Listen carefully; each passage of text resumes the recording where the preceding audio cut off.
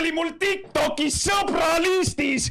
Halloo! Ühesõnaga see sama postitus vist, ma eeldan, on siis nüüd talle enda Facebookis üleval, on ju. Ja sinna kirjutas siis alla, kirjutas Markus Meier, kes on sotsiaaldemokraat. Ja siis ma loen nüüd teile ette, mida tema kirjutas. Tema kirjutas siis.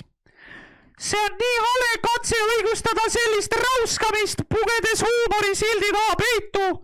See kodanik on siin aastaid kõiki oma videotes valimatult sõimanud, mõnitanud, alandanud, nii mõnigi on haiget saanud. Nüüd, kui keegi seisab tema vastu, siis mängivad ohvrikesi ja solvunuid Lukas, Isamaa ja kodanik ise.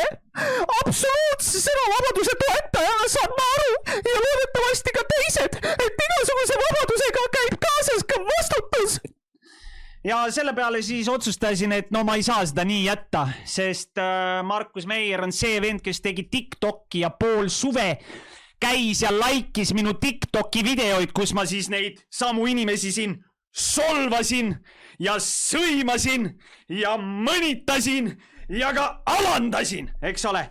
Et ta ise laikis neid avalikult. Ta oli mul TikTokis sõbralistis. Halloo! Ja selle peale ma lihtsalt otsustasin, et okei. Nii see asi jääda ei saa. Ja ma otsustasin panna väikse maasika vastu. Ja minu kirjutus.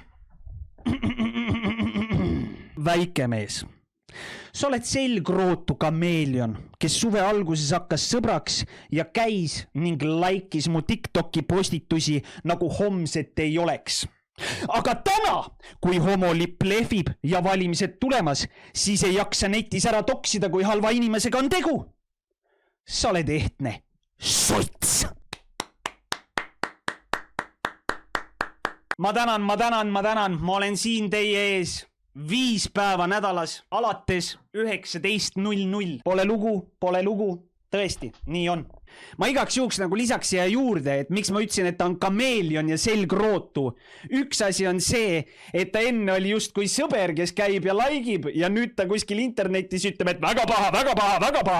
Aga teine asi on see, et te peate ikkagi aru saama, et tegu on ikkagi keskerakondlasega, kes üks päev otsustas, et Keskerakond pole piisavalt venemeelne. Ma hakkan sotsiks.